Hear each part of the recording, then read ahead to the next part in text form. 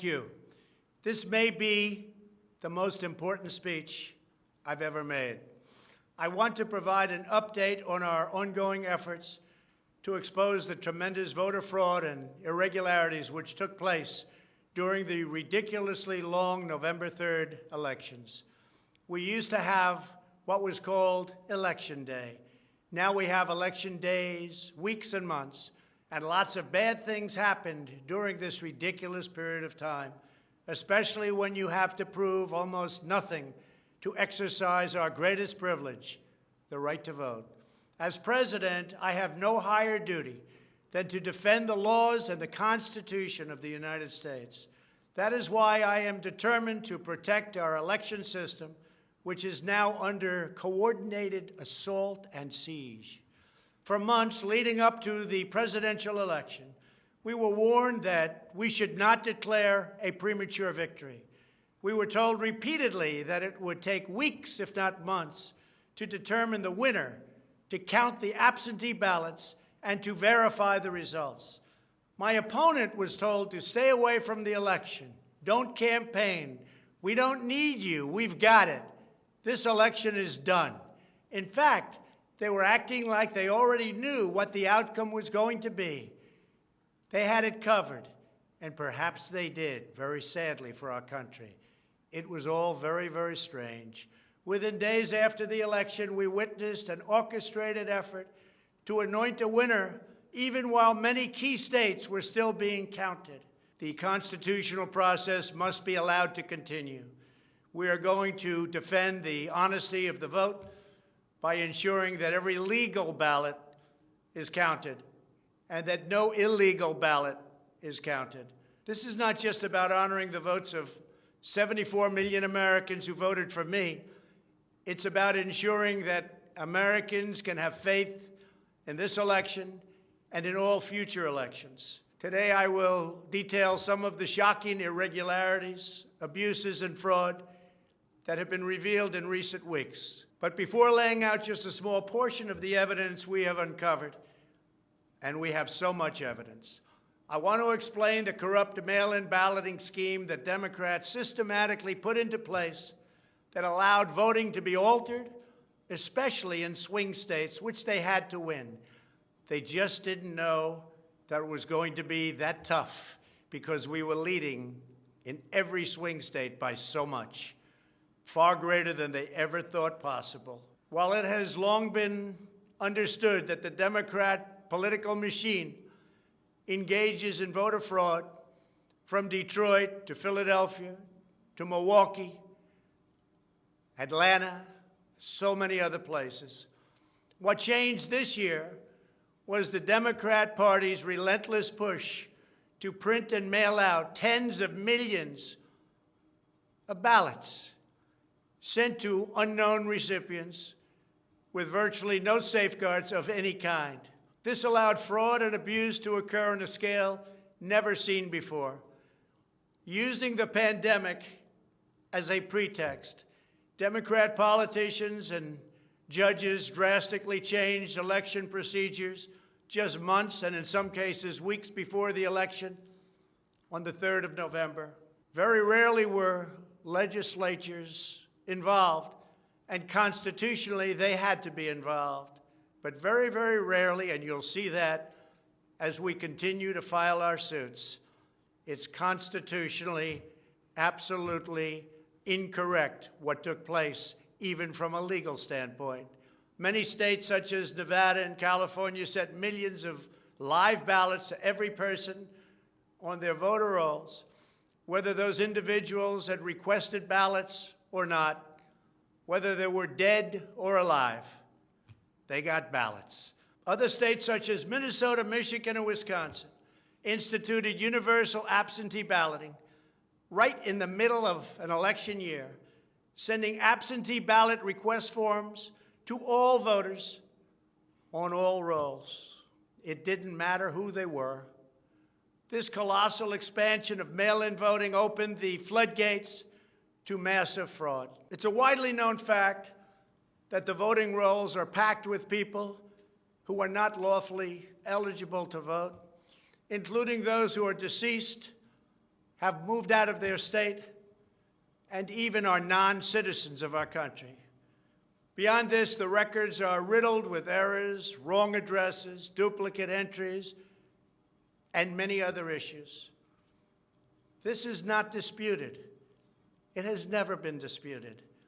Dozens of counties in the key swing states have more registered voters on the rolls than they have voting-age citizens, including 67 counties in Michigan.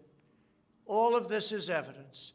In Wisconsin, the state's Board of Elections could not confirm the residency of more than 100,000 people, but repeatedly refused to remove those names from its voter rolls before the election. They knew why, nobody else did. I knew why. They're illegal voters. It is a travesty that in the year 2020, we do not have any means of verifying the eligibility of those who cast ballots in an election, and such an important election it is, or determining who they are, whether they live in the state, or whether they are even American citizens. We have no idea. We have in all swing states major infractions or outright fraud, which is far more in numbers or votes than we need to overturn the results of a state. In other words, in Wisconsin, as an example, where we were way up on election night, they ultimately had us miraculously losing by 20,000 votes. And I can show you right here that Wisconsin, in the morning, there was this. It was a massive dump of votes. Mostly Biden, almost all Biden. And to this day, everyone's trying to figure out, where did it come from? But I went from leading by a lot to losing by a little. And that's right here. That's at 3:42 in the morning. That's Wisconsin. A terrible thing. Terrible, terrible thing. But we will have far more, many times more, than the 20,000 votes needed to overturn the state. If we are right about the fraud, Joe Biden can't be president. We're talking about hundreds of thousands of votes. We're talking about numbers like nobody has ever seen before. Just as an example, in certain states, we'll be down by, let's say, 7,000 votes. But we'll find later on 20,000, 50,000, 100,000, 200,000 discrepancies or fraudulent votes. And that includes votes that went through when they were not allowed to be seen by Republican poll watchers because the poll watchers were locked out of the building. Or people that innocently came to vote on November 3rd who were all excited about their vote. They were happy. They were proud to be citizens of the United States of America. And they went up and they said, I'd like to vote. And they were told that they can't vote. I'm sorry, they were told. I'm sorry. You've already voted by mail-in ballot. Congratulations. We received a ballot, so you can no longer vote. They didn't know what to do. They had no one to complain to. Most just left and said, that's strange. But many people complained and complained vehemently. And in a lot of cases, they filled out a provisional ballot, which was almost never used, but in virtually every case was a vote for Trump. In other words, they went in to vote, and they were told that they voted. And they didn't vote. And they left, and they felt horror. And they lost respect for our system. And this happened tens of thousands of times all over the country. That's how desperate the Democrats were. They would fill out ballots of people not even knowing if these people were going to show up. And when they did show up, they said, sorry, you've already voted. And on top of everything else, we have a company that's very suspect. Its name is Dominion. With the turn of a dial or the change of a chip, you can press a button for Trump and the vote goes to Biden. What kind of a system is this? We have to go to paper. Maybe it takes longer, but the only secure system is paper. Not these systems that nobody understands, including, in many cases, the people that run them, although unfortunately, I think they understand them far too well. In one Michigan county, as an example, that used Dominion systems, they found that nearly 6,000 votes had been wrongly switched from Trump to Biden. And this is just the tip of the iceberg. This is what we caught. How many didn't we catch? Are there hundreds of other examples throughout the country? Are there thousands? 96% of the company's political donations went to Democrats, not surprisingly. And frankly, when you look at who's running the company, who's in charge, who owns it, which we don't know, where are the votes counted, which we think are counted in foreign countries, not in the United States, Dominion is a disaster. Election authorities in Texas have repeatedly blocked the deployment of Dominion systems due to concerns about security vulnerabilities and the potential for errors and outright fraud. Every district that uses Dominion systems must be carefully monitored and carefully investigated, but not only for the future. Right now, we're worried about the present and what went on with an election that we won without question. Under my lead, the Republicans won almost every state house in the United States, which they weren't expected to do. We won up to 16 seats in the House. The numbers are still being tabulated because there are 9 seats that nobody really knows. They don't know. They're still, 2 weeks later, still under consideration because it's a mess. Republicans were supposed to lose many seats, and instead they won those seats in the House. And a very important election that's coming up will determine whether or not we hold the Senate. David Perdue and Kelly Loeffler are 2 tremendous people. Unfortunately, in Georgia, they're using the same horrible Dominion system. And it's already been out that hundreds of thousands, think of it, hundreds of thousands of absentee ballots have been requested. You check it out, who's requesting those ballots. The difference is it's one state, and we will have our eyes on it like nobody's ever watched anything before, because we have to win those 2 Senate seats. The tremendous success we had in the House of Representatives and the tremendous success we've had so far in the Senate, unexpected success all over the country and right here in Washington. It is statistically impossible that the person, me, that led the charge lost.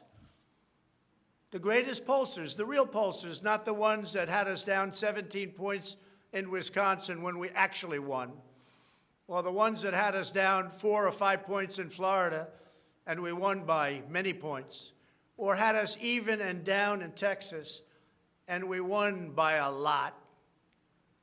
Not those pollsters, but real pollsters, pollsters that are fair and honest, said we can't understand a thing like this. It's never happened before.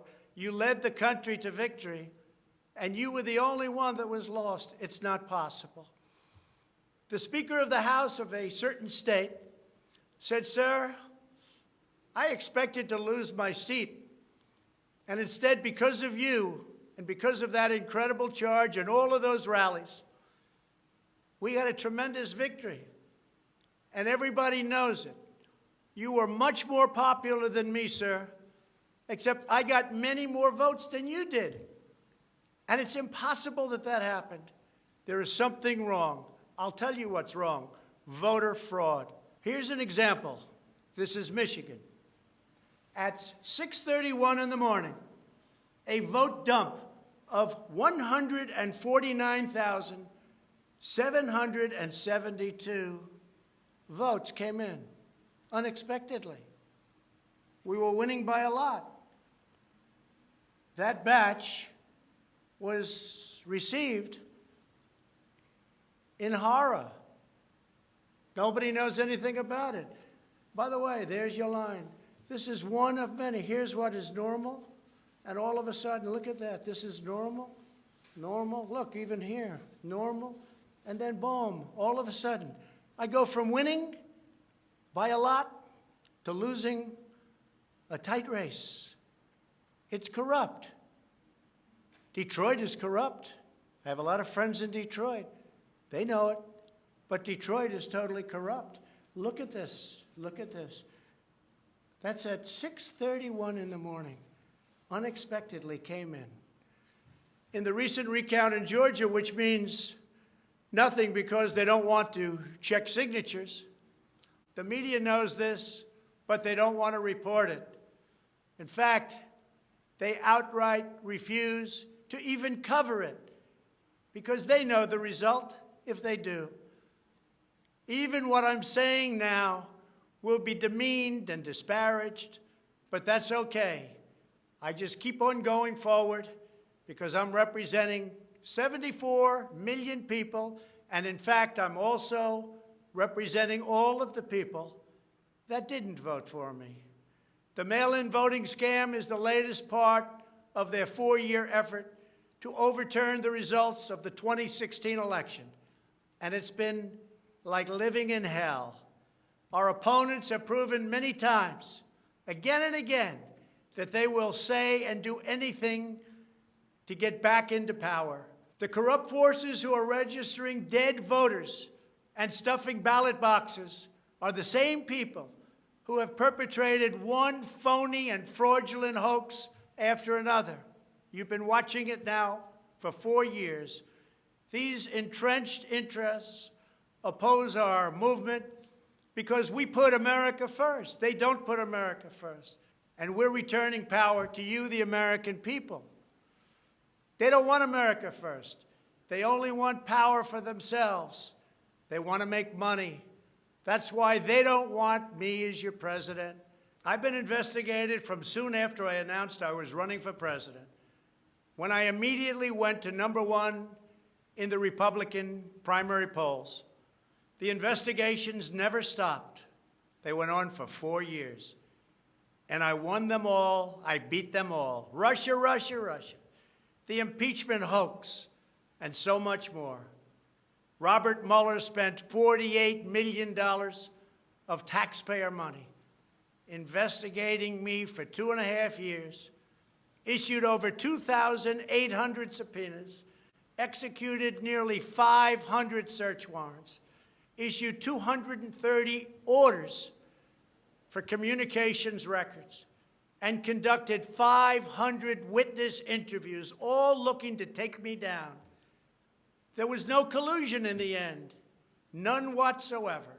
Senator Marco Rubio, the head of the Senate Intelligence Committee, stated the committee found no evidence that then-candidate Donald Trump or his campaign colluded with the Russian government. And I thank Senator Rubio for that statement. Now I hear that these same people that failed to get me in Washington have sent every piece of information to New York so that they can try to get me there. It's all been gone over and over again. For $48 million, you go through tax returns, you go through everything. The New York Attorney General, who recently ran for office, campaigned without knowing me, stating, "We will join with law enforcement and other attorneys general across this nation in removing this president from office." I never met her. It's important that everybody understand, she said, that the days of Donald Trump are coming to an end. And all it's been is a big investigation in Washington and New York and any place else that can investigate, because that's what they want to do. They want to take not me, but us down. And we can never let them do that. Everything's been looked at. A friend of mine who's very smart said, you've probably seen more than anybody else. You've probably been investigated more than anybody else. And for you to come out with a clean bill of health makes you probably the cleanest person in this country. Some people in this administration, but fortunately not all, have been beaten down and disparaged. They just disappeared. Nobody knows what happened to them. Why aren't they active? Why aren't they involved? There's so much to be involved in. The corruption is so rampant. They just couldn't take it anymore. They were threatened by Democrats with impeachment, and horrible things were said about them, and they're good people. Even recently, the head of the GSA was hounded and harassed, as she reported, like she has never been before. What can I say? We caught Comey cold. We caught McCabe cold. We caught them all. We're still waiting for a report from a man named Durham, who I have never spoken to and I have never met. They can go after me before the election as much as they want, but unfortunately, Mr. Durham didn't want to go after these people or have anything to do with going after them before the election. So who knows if he is ever going to even do a report. But if you look at the lies and the leaks and the illegal acts and behavior done by so many people in their desire to hurt the President of the United States, something should happen. The hardest thing I have to do is explain why nothing is happening with all of these people that got caught spying on my campaign. It's never happened before, and it should never happen again to a President of the United States. All you have to do is watch the hearings and see for yourself. The evidence is overwhelming. The fraud that we've collected in recent weeks is overwhelming, having to do with our election. Everyone is saying, wow, the evidence is overwhelming when they get to see it. But really, it's too late to change the course of an election. It's too late to change the outcome. In fact, there is still plenty of time to certify the correct winner of the election. And that's what we're fighting to do. But no matter when it happens, when they see fraud, when they see false votes, and when those votes number far more than is necessary, you can't let another person steal that election from you. All over the country, people are together in holding up signs, "Stop the Steal." To understand how we will challenge this fraud, it is important to know the problems with mail-in balloting.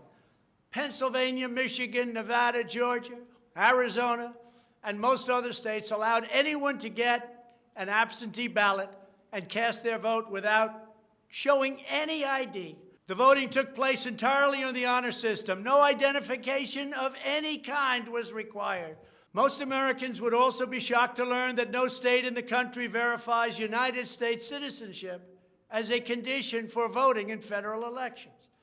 This is a national disgrace. No other advanced country conducts elections this way. Many European countries have instituted major restrictions on mail-in voting specifically because they recognize the nearly unlimited potential for fraud. Out of 42 European nations, all but 2 prohibit absentee ballots entirely for people who reside inside the country, or else they require those who need absentee ballots to show a very, very powerful ID. Throughout the Democrat effort to dramatically expand mail-in voting, the Democrat Party leaders were also feverishly working to block measures designed to protect against fraud, such as signature verification, residency verification, or voter ID, and citizenship confirmation was almost unthought of that we should ask for it. Can you believe this? These are not the actions of people who want fair elections. These are the actions of people who want to steal elections, who are willing to create fraud. The only conceivable reason why you would block common sense measures to verify legal eligibility for voting is you are trying to encourage, enable, solicit, or carry out fraud. It is important for Americans to understand that these destructive changes to our election laws were not a necessary response to the pandemic. The pandemic simply gave the Democrats an excuse to do what they have been trying to do for many, many years. In fact, the very first bill that House Democrats introduced when Nancy Pelosi became Speaker was an attempt to mandate universal mail-in voting and eliminate measures such as voter ID, which is so necessary. Dramatically eroding the integrity of our elections was the Democrats' #1 priority for a simple reason. They wanted to steal the 2020 presidential election. All of the Democrat efforts to expand mail-in balloting laid the groundwork for the systematic and pervasive fraud that occurred in this election. In Pennsylvania, large amounts of mail-in and absentee ballots were processed illegally and in secret in Philadelphia and Allegheny counties without our observers present. They were not allowed to be present. In fact, they weren't even allowed in the same room. They were thrown out of the building, and they looked from outside in, but they had no way of even seeing because there were no windows, and the windows that were there were boarded up. Democrats even went to the Pennsylvania Supreme Court to block observers from receiving access. There is only one possible reason that the corrupt Democrat political machine would oppose transparency during the vote counting. It's because they know they are hiding illegal activity. It's very simple. This is an egregious, inexcusable, and irreversible harm that stains the entire election. Yet this unprecedented practice of excluding our observers, our vote watchers, as some people call them, occurred in Democrat-run cities and key states all across the nation. Here are just some of the additional facts that we've uncovered. Many voters all across Pennsylvania received 2 ballots in the mail, and many others received mail-in ballots for which they never applied. So many got ballots, they didn't even know what they were for. And again, so many received more than 1 ballot, in some cases more than 2 ballots. And they happened to be, for the most part, Democrats. In Fayette County, Pennsylvania, multiple voters received ballots that were already filled out. They didn't know what happened. In Montgomery County, Pennsylvania, a poll watcher overheard unregistered voters being told to return later to try to vote under a different name. Tens of thousands of voters across Pennsylvania were treated differently based on whether they were Republicans or Democrats. Voters who submitted flawed ballots in some Democrat precincts were notified and asked to fix their ballots, while Republican precincts, and in particular Republican voters, were not so notified, which plainly violates the Equal Protection Clause of the United States Constitution. If you are a Democrat, we're going to fix up your ballot, make sure it's perfect. If you are a Republican, don't even talk about it. In Michigan, a career employee of the city of Detroit witnessed city workers coaching voters to vote straight Democrat while accompanying them to watch who they were voting for, violating the law and the sanctity of the secret ballot. You can't do that. The same worker says she was instructed not to ask for any ID and not to attempt to validate any signatures. She was also told to illegally backdate ballots, many, many ballots, received after the deadline. This is something that is so unconstitutional. And she estimates that thousands and thousands of ballots were improperly backdated by her and many others. Other witnesses in Detroit also saw election officials counting batches of the same ballots many times, as well as illegally duplicating ballots. One observer testified to seeing boxes and boxes of ballots, all bearing the same signature.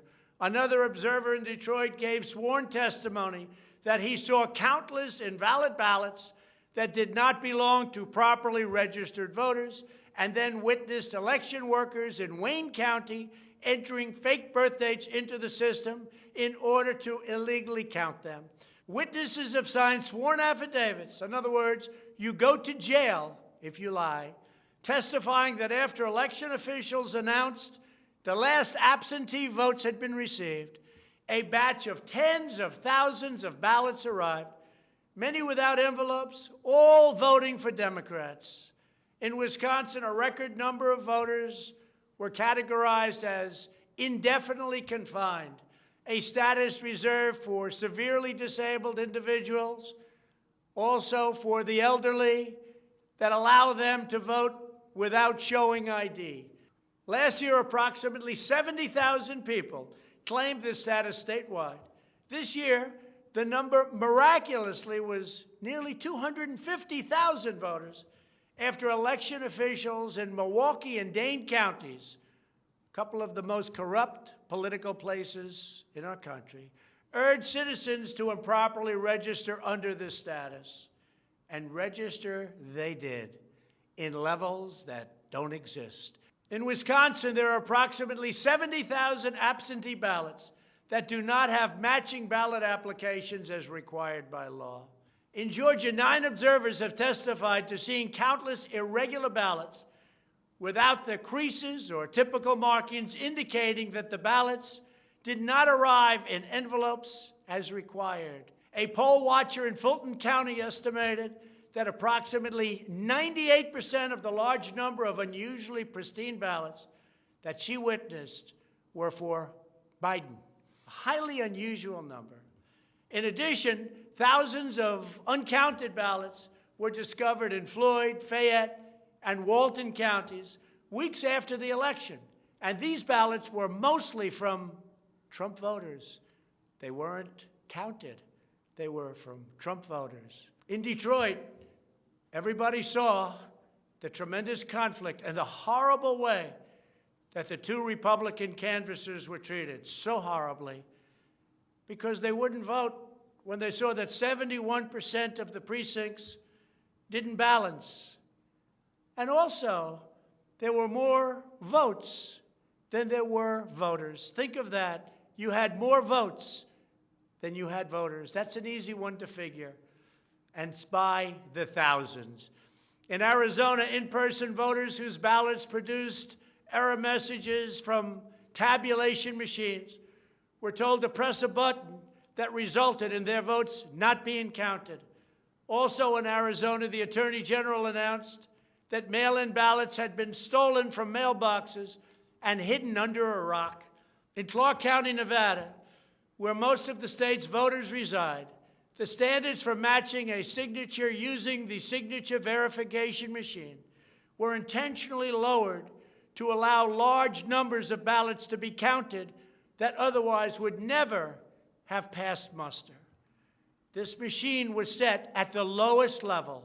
According to one report, in order to test the process, 9 voters in Clark County cast ballots with intentionally incorrect signatures, and 8 of the 9 ballots were accepted and counted. They said you could sign your name as Santa Claus, and it would be accepted. Last week, the Clark County Commission threw out the results of a local election after the registrar reported finding, quote, discrepancies that we can't explain. Also in Nevada, some voters were entered into a raffle for more than a dozen gift cards worth as much as $250 if they could prove they had voted. This took place on Indian reservations. One of the most significant indications of widespread fraud is the extraordinarily low rejection rates for mail-in ballots in many key states. These are the states that I had to win. In swing state after swing state, the number of ballots rejected has been dramatically lower than what would have been expected based on prior experience. That means years and years of voting.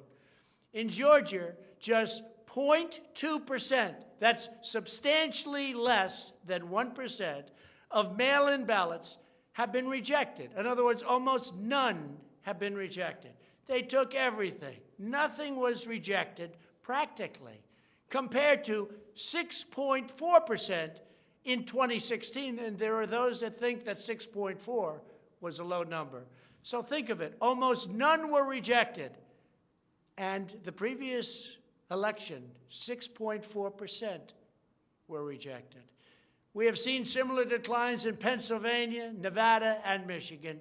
Ballots weren't rejected, especially if they happen to be in Democrat areas. These irregularities are inexplicable unless there is a deliberate effort to accept ineligible ballots or fraudulent ballots. In Pennsylvania, the Secretary of State and the state Supreme Court, in essence, abolished signature verification requirements just weeks prior to the election in violation of state law.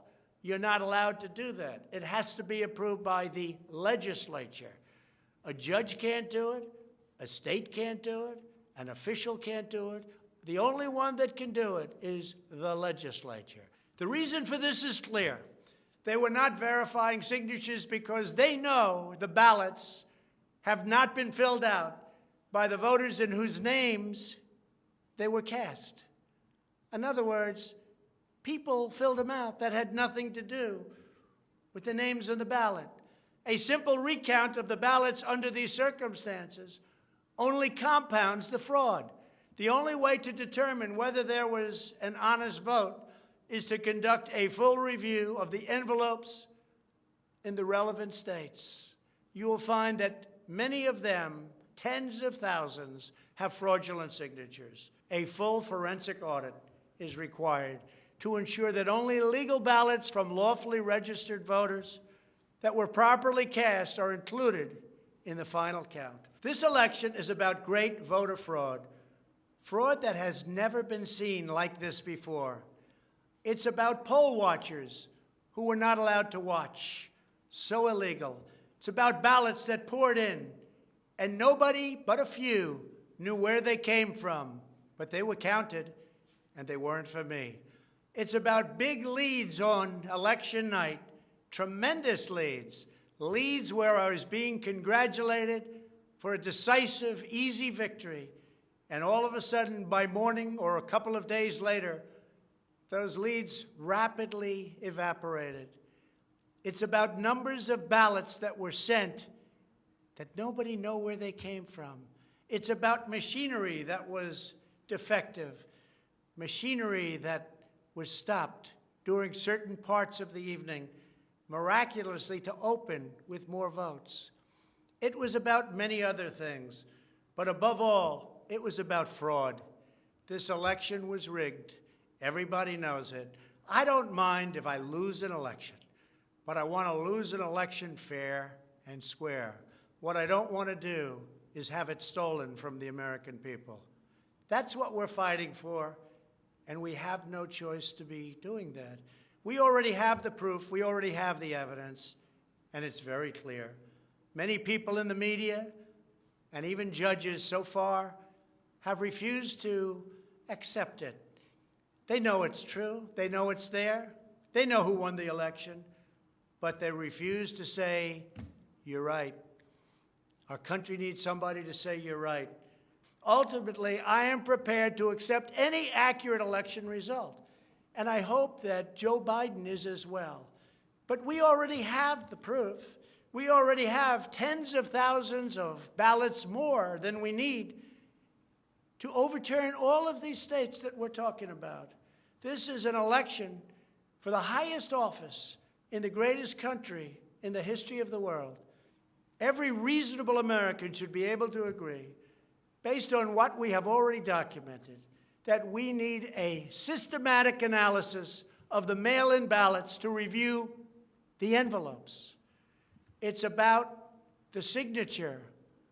And if they're on the envelopes, we can only review the envelopes, and that will tell us everything. This is the absolute minimum we should expect. This is not just about my campaign, although it has a lot to do with who's going to be your next president. This is about restoring faith and confidence in American elections. This is about our democracy and the sacred rights that generations of Americans have fought, bled, and died to secure. Nothing is more urgent or more important. The only ballots that should count in this election are those cast by eligible voters who are citizens of our country, residents of the states in which they voted, and who cast their ballots in a lawful manner before the legal deadline. Moreover, we must never again have an election in which there is not a reliable and transparent system to verify the eligibility, identity, and residency of every single person who casts a ballot, a very, very cherished ballot. Many very smart people have congratulated me on all we've done. The biggest tax cuts in history, regulation cuts, the biggest in history. We rebuilt our military. We took care of our vets like never before. Space Force, and so much more. But then they went on to say, as big and as important as these events were, the single greatest achievement in your presidency will be exactly what you're doing right now, voter integrity for our nation. It's more important than any of the things that we discussed. If we don't root out the fraud, the tremendous and horrible fraud that's taken place in our 2020 election, we don't have a country anymore. So with the resolve and support of the American people, we will restore honesty and integrity to our elections, and we will restore trust in our system of government. Thank you, God bless you, and God bless America.